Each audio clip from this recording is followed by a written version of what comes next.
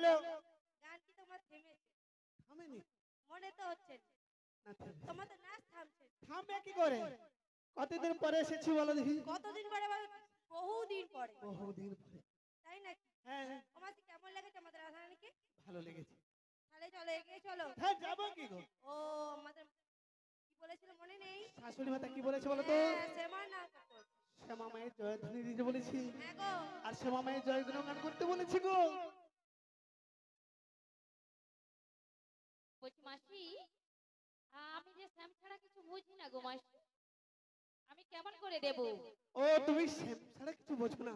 না গো মাসি। তুমি তো শ্যাম ছাড়া কিছু বোঝো না। আর তোমার শাশুড়ি মাতা শ্যামা মা ছাড়া কিছু বোঝে না।